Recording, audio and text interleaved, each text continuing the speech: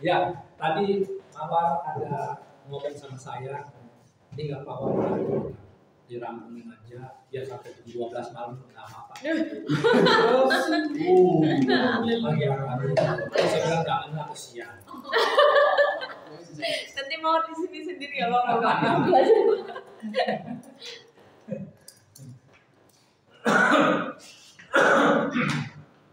Oke, yuk kita tundukkan kepala ini. Mengucap syukur Tuhan kami pada siang hari yang diberkati Tuhan ini. Terima kasih Tuhan untuk acara siang ini yang Tuhan berikan kepada kami. Terima kasih Roh Kudus yang sudah menyertai kami sepanjang dari pagi hingga siang ini Tuhan. Kami telah diberkati oleh kebenaran firman. Sebabnya Tuhan kami masih merasa lapar dan haus akan kebenaran. Sebabnya terus ya Roh Kudus ungkapkan seluruh rahasia firman, supaya kami dapat lebih mengerti lagi isi hatimu ya Tuhan, ya Bapa Surgawi. Sehingga ketika kami mengerti Tuhan, kami dapat melakukan tepat seperti apa yang Engkau kehendaki dalam hidup kami. Pakailah hamba Tuhan. Pakai juga seluruh Tuhan, anak-anak-Mu yang hadir pada siang hari ini. Berkati sekali lagi, kami tolak, kami hancurkan kuasa penghulu yang di udara yang akan mengganggu, sehingga mengambil seluruh benih firman Tuhan. Kami hancurkan dalam nama Yesus. Kami lepaskan Roh Kudus bekerja sebebas-bebasnya atas setiap kami semua. Sehingga kasih karunia tidak terlepas dari setiap kami. Dalam nama Yesus, kami memulai sesi selanjutnya untuk mendengarkan kebenaran firman. Haleluya. Oke. Tadi sampai di mana? Sampai ini kan? Mengerjakan amanat agung. Permanen. Nah, tidak permanen mengerjakan amanat agung. Jadi sampai di sini ngerti enggak? Ngerti enggak sampai di sini? Tentang Yohanes 3:16. Kenapa tidak permanen? Ngerti enggak? Nangkep enggak sekarang? Kenapa tidak permanen? Amanat agung. Nangkep ya? Iya. Nah, ini dalilnya. Jadi ketahuilah kita sekarang bahwa karena amanat agung ini tidak permanen, artinya kita harus benar-benar mempersiapkan diri.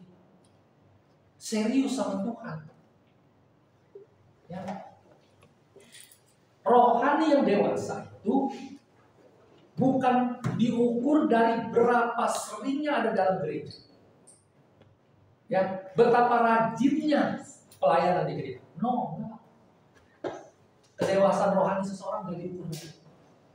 Tapi kedewasaan rohani seseorang diukur dari seberapa dia mau melakukan perintah-perintah Tuhan. Itu baru menentukan dewasa atau tidaknya rohani seseorang. Karena orang yang dewasa itu adalah orang yang bisa mempertanggungjawabkan apa yang dia lakukan. Gitu. Itu orang yang dewasa. Kalau orang yang nggak dewasa, nggak mungkin dia bisa mempertanggungjawabkan. Ya kan, betul kan? Anak kecil mana suruh bertanggung jawab dia bisa? Enggak. Ya. Jadi orang yang bisa mempertanggungjawabkan itu adalah orang yang dewasa. Jadi kedepannya nih nanti ingat nih baik-baik. Yohanes 3 ayat 16 itu tidak permanen. Tapi di bagian satu gereja, satu sinode yang mengatakan ini permanen. Ya kan? Permanen. Itu sebabnya seperti tadi saya katakan. Jadi dia khotbahnya lagi udah nggak tentang keselamatan. Khotbahnya ya udah tentang apa? Tentang berkat. Karena itu yang diperlukan di sini. Tadi saya bicara dengan hambanya. Ya. Hah? Ya semua lah hambanya.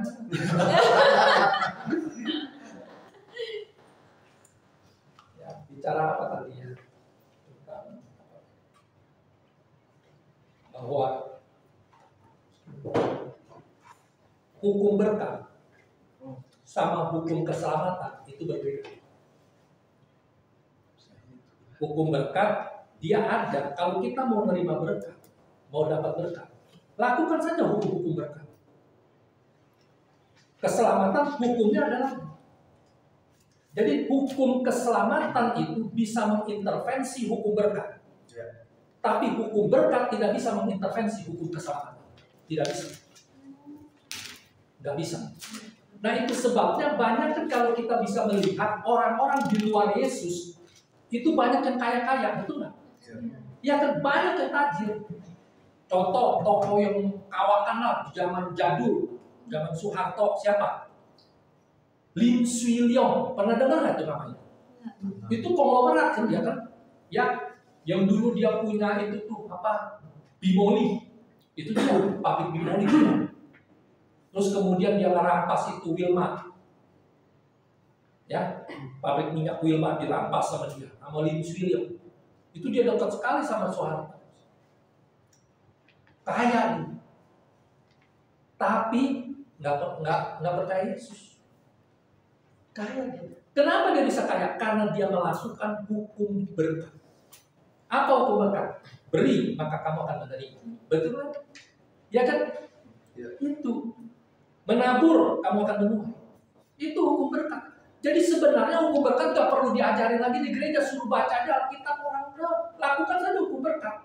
Nggak usah lagi dikotbahin, dipakai embel-embel bla bla bla bla, sudah selesai. Hukum berkat. Tapi selamat nggak orang itu? Tapi hukum keselamatan kalau kita lakukan itu maka mempengaruhi berkat Tuhan. Ya kan? Itu dia. Jadi sekarang mau dikejar apanya sekarang ke gereja? Mau kejar berkatnya atau mau kejar hukum keselamatannya? Kalau hukum keselamatan kalau kita kejar, bonusnya hukum berkat. Cari dulu kerajaan Allah dan kebenarannya. Ya. Nah belum lagi kalau kita kupas, cari dulu kerajaan Allah dan kebenarannya. Ini banyak dilema nih. Iya. Coba kita tanya sama pendeta misalkan, Pak, kalau bicara tentang cari dulu kerajaan Allah dan kebenaran, bagaimana sih? Apa sih itu cari dulu kerajaan Allah dan kebenarannya?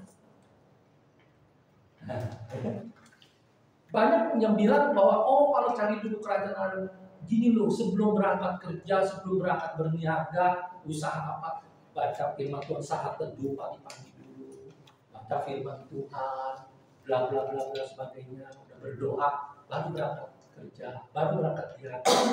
Itu namanya cari dulu kerajaan Allah. Dalilnya di mana? Gitu kan?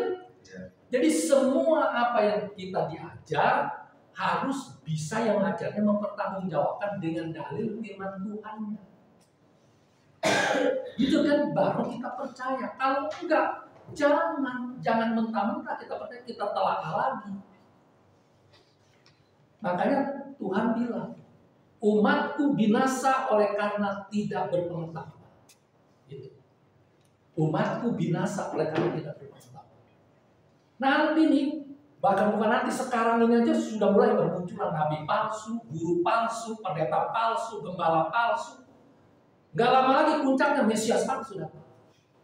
Iya, coba bayangin Mesias palsu kalau datang, apa yang dilakukan? Mati bangkit. Coba kalau saudara lihatin seperti begitu, di depan mata saudara sendiri lihat. Mati nih bangkit. Percaya nggak? Ayo. Di YouTube kan kita banyak lihat. Siapa pastor? Pastor siapa? Andi yang doain orang kan? Andi Simon ya, doain orang sakit sembuh gitu kan? Dulu siapa? Yang ini, yang ngetok begitu, yang pakai jasnya begini rebah semua orang. Siapa? Benny. Rebah semua orang. Pakai jasnya lu. Saya salah satunya yang melihat waktu itu adanya di Ancol. Saya dulu jadi ininya, kanselarnya. Waktu dia datang, itu memang puluhan ribu orang yang datang. Pengerjanya, choirnya itu. Bener dia pakai begitu begini, jepret begini, pada rebah semua.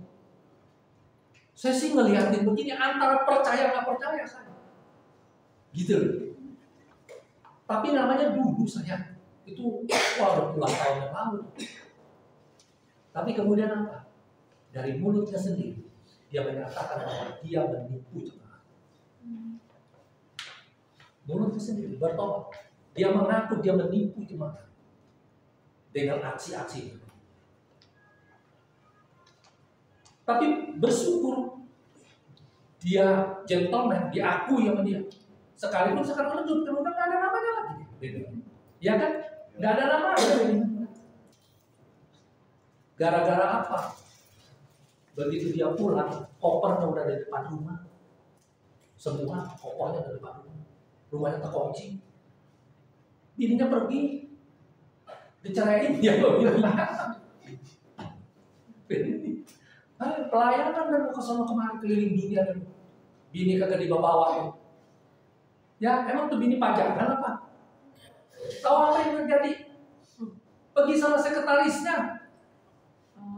Itu beritanya heboh kan, itu bukan bisa-bisa saya ada di YouTube juga. Dia akui sendiri, dia yang akui sendiri. Tapi dia hebat, bertobat dia. Bertobat. Ya lebih baik begitu kan, bertobat ya bertobat. Dia akui. Dia bersinah, dia apa semua dia akui. Dia bohongi jemaat semua. Yang begitu aja orang percaya. Apalagi nanti datang tuh yang namanya Mesias palsu. Aduh, yang timpang, yang buta apa semua itu mau udah kecil, yang mati dibangkitkan. Kalau sekarang tanda-tandanya ada sudah. Apa pendeta-pendeta yang luar biasa? Ya, punya karunia-karunia begitu. Karunia kesembuhan sekarang. Yang buta berjalan, yang timpang melihat. Iya sekarang luar biasa bisa. Ya, banyak sekarang begitu pendeta-pendeta punya karunia kesembuhan. Yang buta berjalan dan timpang melihat waktu didoakan. Hebat nggak? Hah? Hebat nggak? Hebat. Saya juga bisa begitu mah. Saya doain yang buta berjalan, yang timpang melihat. Iya bisa. Baru ngeri, baru tahu dia. Berarti nggak mau, jangan fokus ke saya, dengerin omongan saya, terusnya jangan liatin saya. Banyak sekarang pendeta yang kayak begitu. Artinya apa? Menipu supaya dapat banyak. Banyak yang begitu penipu yang begitu. Iya. Ya. Makanya jadilah sekarang anak-anak Tuhan yang smart. Makanya belajar banyak tentang firman Tuhan supaya kita ngerti firman Tuhan. Tadi saya juga bicara bahwa ada pendeta yang mengajarkan jangan baca-baca yang lain, baca saja khusus Alkitab. Begitu kan? Saya bilang kalau saya nggak setuju yang seperti itu. Kenapa? Baca saja semua buku-buku, bahkan kitab-kitab yang menyerupai Alkitab begitu, yang beda-beda isinya, baca semua, baca. Tapi saya bilang harus kita juga lebih dulu kuat fondasi kerohanian kita, fondasi kekristenan kita harus kuat. Sehingga ketika kita membaca kitab-kitab lain yang lain dari kitab yang sebenarnya, kita bisa tahu, bisa mengkonfirmasi, oh ini benar kitab yang asli. Tahu nggak saudara? Ada Alkitab yang darah dicoret, nggak pakai darah. Tahu nggak? Nggak tahu kan? Nggak tahu, pasti nggak tahu. Saya udah baca itu semua. Jadi setiap kata darah dihilangkan di Alkitab itu. Ada sekarang keluar. Nah, bagaimana saya bisa tahu? Karena saya baca. Kalau ada hamba Tuhan bilang jangan baca Alkitab lain, kitab-kitab lain, baca aja Alkitab. Jangan, kalau saya nggak setuju. Baca. Itu menjadi pengetahuan kita. Itu menjadi satu edukasi buat kita. Kita perbanyak wawasan kita. Ya, itu menjadi sarana kita. Ketika Allah pakai kita lewat Roh Kudus, Dia pakai sarana yang ada sama kita. Itu bisa kita pakai untuk pelayanan, memenangkan banyak jiwa datang sama Tuhan. Iya. Tuhan pakai apa yang ada sama kita. Yang nggak ada Tuhan nggak pakai. Waktu Musa dipakai Tuhan untuk keluarkan bangsa Israel, nggak mau Musa. Aku nggak bisa apa-apa. Aku nggak ada apa-apa dan nggak bisa apa-apa Musa. Tapi Tuhan bilang apa? Sekarang apa yang ada di tangan? Tongkat. Ya udah kamu pergi aja lewat tongkat itu. Aku akan bekerja lewat tongkat itu. Gitu kan? Nah jadi kalau kita ini, saya sampai sekarang, kalau ada seminar-seminar tentang misi, tentang amanat agung, dimanapun saya berangkat. Kemarin ini yang dari Singapura bicara tentang akhir zaman. Saya diundang. Saya datang 3 hari. Saya datang. Bayar, saya bayar. Kenapa? Saya datang, dengar. Menambah pengetahuan. Karena saya masih terus mau belajar. Kenapa? Karena Allah bekerja itu udah taktis. Allah bekerja dinamis. Dia mengikuti setiap musim. Allah bekerja mengikuti musim. Mengikuti perkembangan dunia. Jadi jangan dibilang Allah itu jadul. Kata siapa? Alkitab kuno. Sebelum diketemukan bumi ini bulan. Ya dong, benar kan? Ya. Sebelum diketemukan bumi ini bulan, Alkitab sudah mencatat dulu. Ya. Betul? Dalam kitab mana itu? Ya saya ya. Allah berdiri di bulatan bumi. Itu ribuan tahun sebelumnya sudah dicatat oleh Alkitab. Baru belakangan ditemukanlah baru bumi itu bulat di datar lagi. Jadul. Ya kan benar kan? Alkitab itu waduh luar biasa. Ada banyak lagi yang dicatat oleh Alkitab baru belakangan diketemukan. Jadi belajar ini kita tentang kebenaran ini harus, makanya kitab Yosua pasal 1 katakan janganlah isi kitab Taurat ini lalu daripada mulut, ya kan? Melainkan renungkanlah itu siang dan malam. Jadi dibilangnya jangan lalu artinya selalu membaca, tapi bukan cuma membaca, tapi disuruh renungkanlah itu siang dan malam, supaya kamu bertindak hati-hati sesuai apa yang tertulis di dalamnya. Sebab dengan demikian perjalananmu akan berhasil dan engkau akan beruntung. Jadi bukan cuma berhasil tapi beruntung. Orang yang lapar dan dahaga akan firman Tuhan, maka hidupnya pasti berhasil dan beruntung. Dan dia nggak pernah takut. Ayat 8, ayat 9 ini dikatakan kuatkanlah hatimu dan teguhkanlah kepada Yosua. Jadi orang nih yang memperhatikan firman dan yang merenungkan siang dan malam, oh dahsyat, dipelihara Tuhan. Iya, dipelihara Tuhan. Ya. Kesaksian. Ini yang sekarang aja. Kan waktu itu saya ngomong sama Mawar. Saya bilang nanti ya, saya memang ada kerinduan bukan? Apa Chandra saya ngomong, saya ada kerinduan mau supaya saya berbagi, memberikan. Terus mau bilang kapan? Karena juga bilang kapan. Oke, nanti saya akan atur waktunya. Saya tanya Tuhan, boleh nggak Tuhan saya kesini? Saya mau kemari Tuhan. Saya tanya Tuhan itu, makanya saya bilang nanti ya saya atur waktunya. Arti atur waktu saya mau tanya Tuhan dulu. Boleh nggak? Kapan? Kalau boleh kapan? Kenapa? Karena kemarin kan saya nggak berenang. Sekalipun berenang juga capek, mati saya tengah jalan. Kelelep. Gitu kan? Apalagi jalan kaki, bonok saya jauh. Jakarta Bali ya kan? Naik pesawat. Nah makanya saya bilang sama Tuhan, boleh nggak Tuhan izin? Baru dikatakan berangkat. Baru saya bilang, oke, saya kasih jadwal. Kenapa saya bilang begitu? Ya jelas saya minta biaya sama Tuhan. Kan saya nggak ada dibiayain nggak Pak? Betul ya? Iya. Saya datang sendiri, ya, karena kerinduan saya mau berbagi kebenaran firman. Lalu apa? Saya bilang, Tuhan yang suruh ya sekarang ya, Tuhan izinin ya, berarti Tuhan tanggung jawab. Udah, nggak dijawab sama Tuhan. Cuma saya ngomong sendiri aja. Tahu apa yang terjadi? 2 hari sebelum saya berangkat kemarin, Tuhan kirim berkat. Buat tiket, buat apa semua, bahkan lebih. Tuh. Luar biasa. Aku menyertai kamu senantiasa sampai pada akhir zaman. Amin. Setiap ranting yang berbuah akan dibersihkan supaya dia makin banyak lagi berbuah. Yohanes 15 ayat yang kedua. Betul? Itu nyata. Jadi orang yang bisa diberkati Tuhan dan dijagai oleh Tuhan adalah orang yang melakukan amanat aku. Cuma itu ayatnya.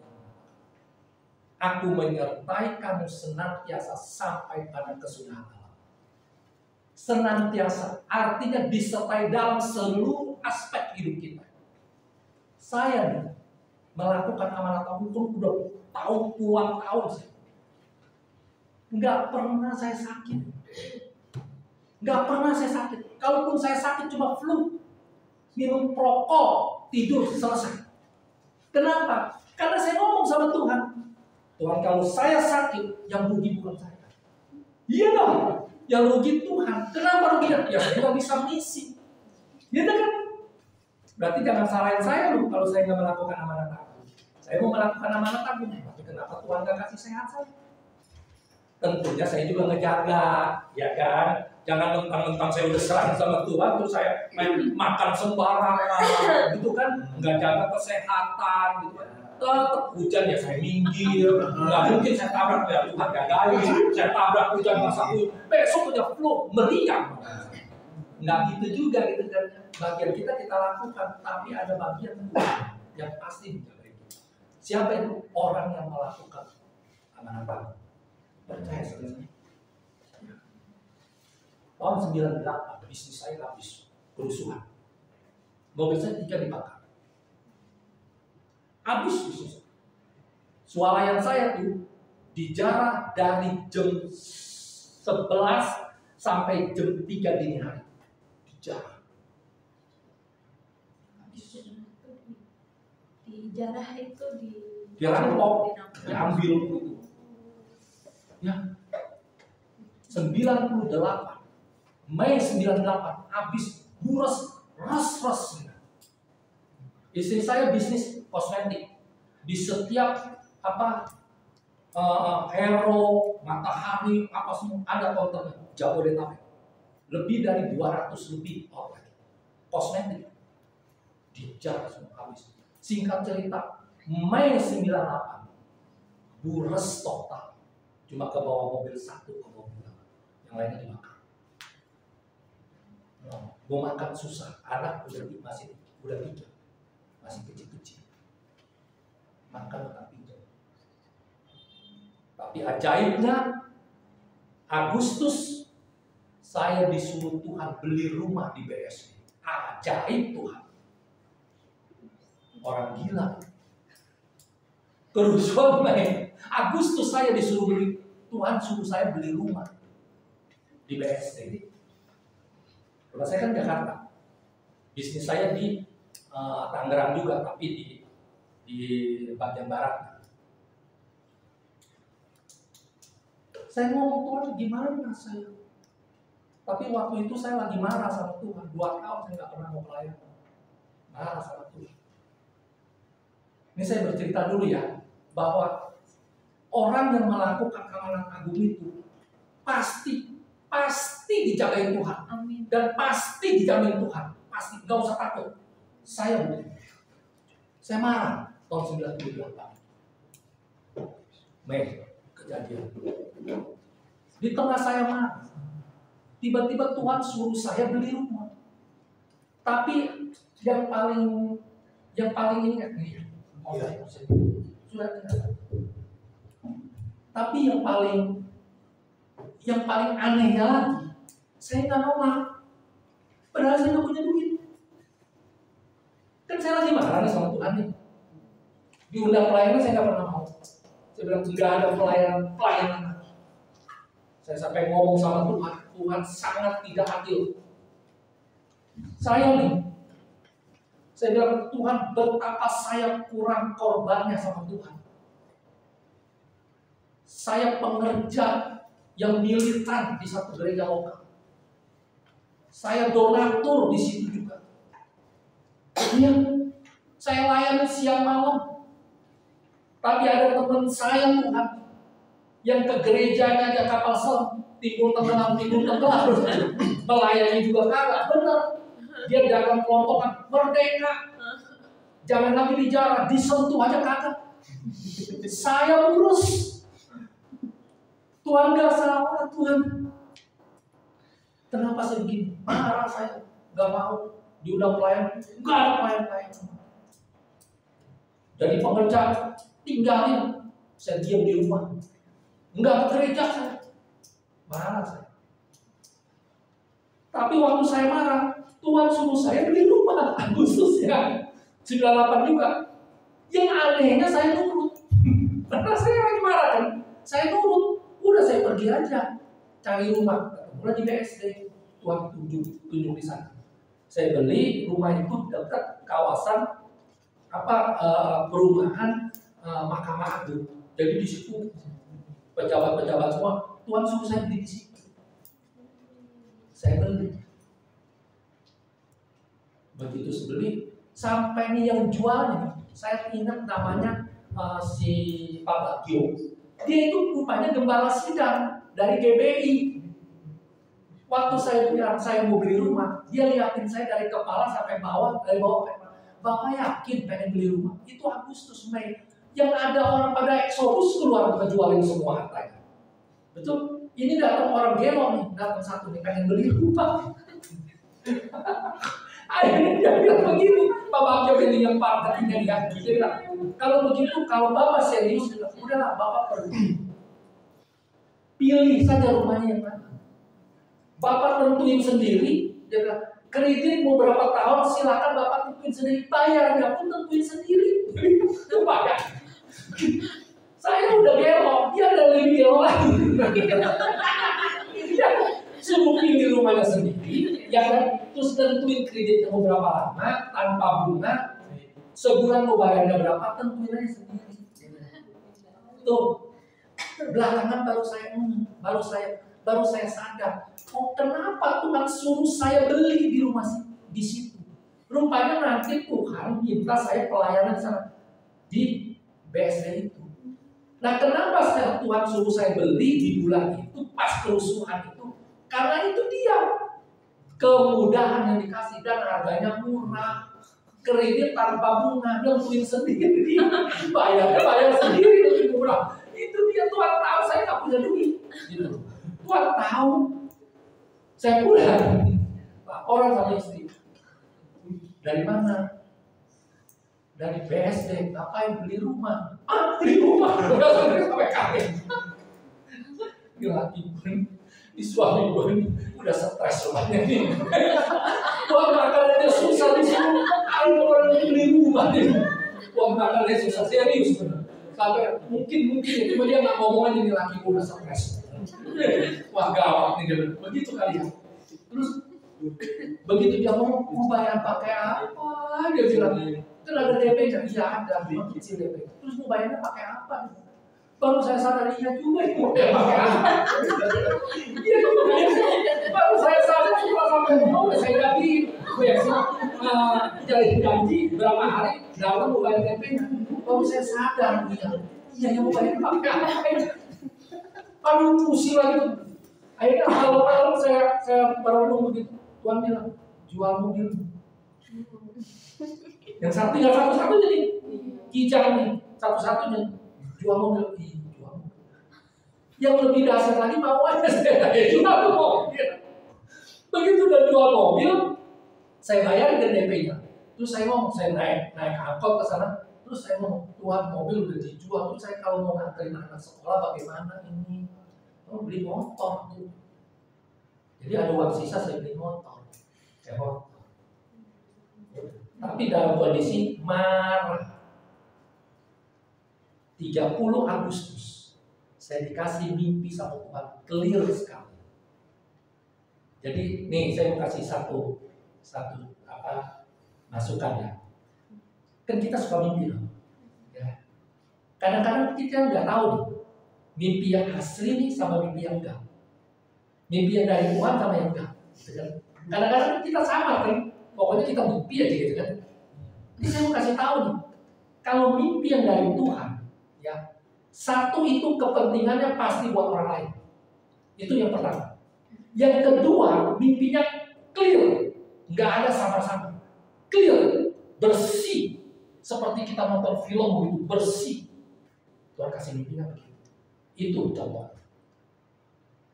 30 Agustus saya dikasih mimpi sama Tuhan untuk apa? Layani orang miskin. Layani orang miskin. Mei yang 98. Saya masuk ke BSD itu minggu 2. Dalam kondisi masih marah. Nah, kemudian Agustus mimpi layani orang miskin. Saya lagi marah, saya nggak gubris. Gitu.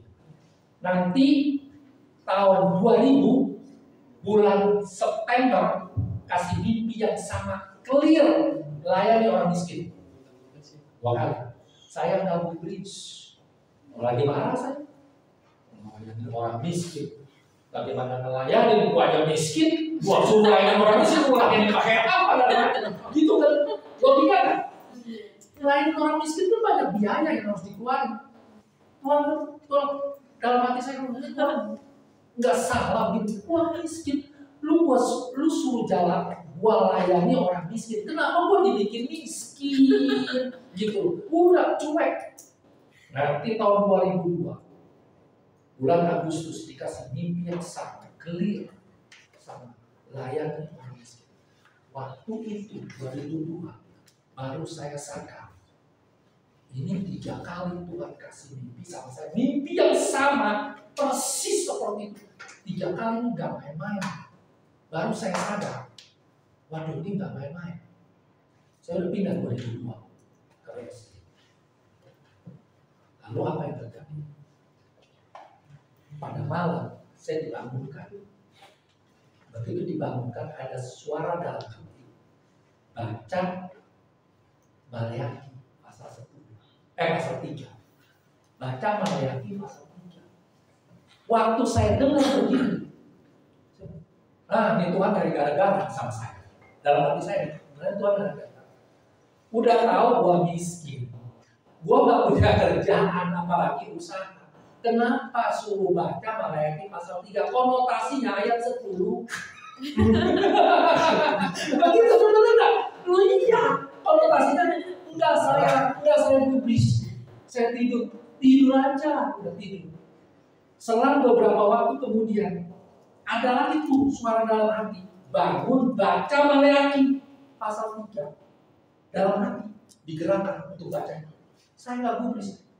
Ketiga kalinya baca kitab Maleakhi pasal 3. Ayat terakhir. Nah, waktu dibilang ayat terakhir, baru saya mulai. Ayat terakhir ini bukan perpuluhan nih. Apa nih saya juga nggak tahu nih. Baru saya bangun. Saya ambil kitab, saya baca. Di situ saya nangis. Coba Maleakhi pasal 3 ayat terakhir. Maleakhi 3 ayat terakhir. 5.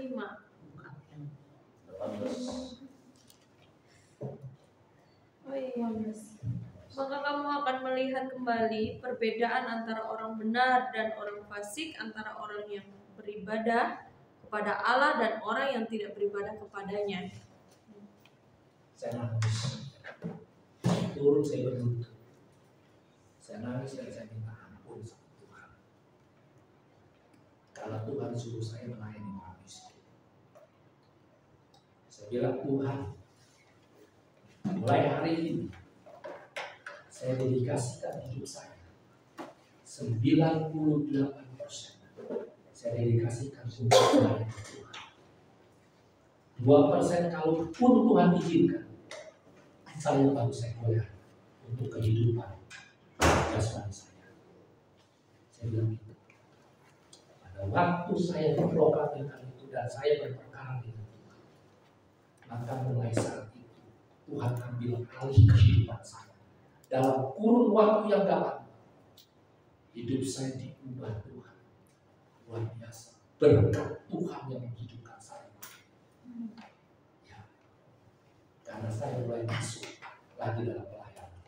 Dan saya melayani orang miskin. Apa yang terjadi? Tadinya saya bilang, Tuhan ini gelo. Saya suruh layani orang miskin, kenapa saya dibikin miskin? Itu kan logika kan seperti itu. Harusnya saya diajarin orang kaya supaya saya bisa tolong orang. Lama saya tanya begitu, nggak dijawab sebetulnya. Tapi selang 2 tahun kemudian, setelah saya masuk dalam pelayanan orang miskin, baru saya sadar. Dengan mata kepala saya, baru saya melihat bagaimana campur tangan Tuhan pada waktu saya melayani orang miskin. Ada orang yang perlu dioperasi, ada orang yang perlu dibawa ke rumah sakit. Saya begitu ngomong, ada donatur yang datang sama saya. Bapak bawa orang ini ke rumah sakit, operasi segera mungkin. Saya bayar berapapun biayanya. Kalau bukan Tuhan, pelayanan saya ditopang oleh Tuhan. Dan pada waktu itu baru Roh Kudus bicara sama saya. Dan engkau tahu kenapa aku pakai engkau pada saat engkau miskin susah. Yang pertama supaya empatimu lebih daripada yang lain.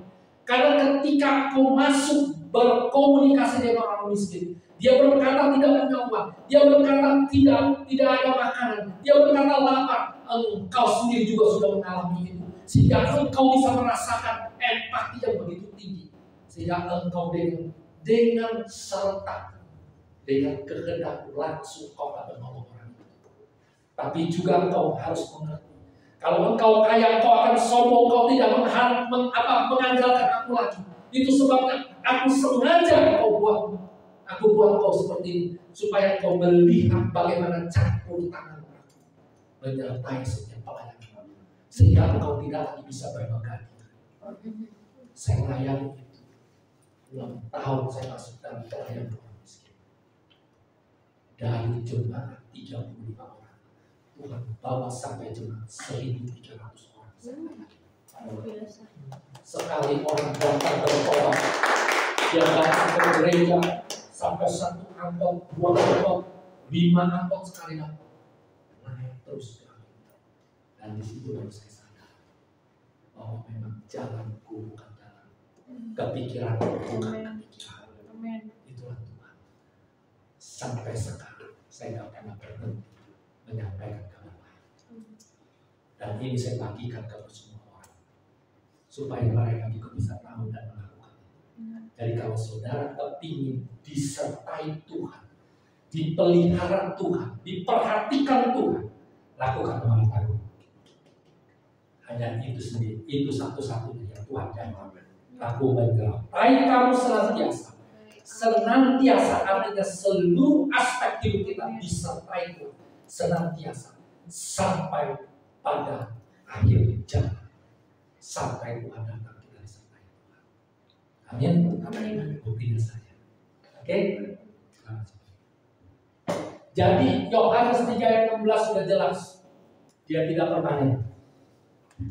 Yang membuat ini bisa jadi permanen itu diri kita sendiri. Ya, diri kita sendiri yang membuat ini jadi permanen. Oke. Ya, siap. Nah, break lagi. Astaga.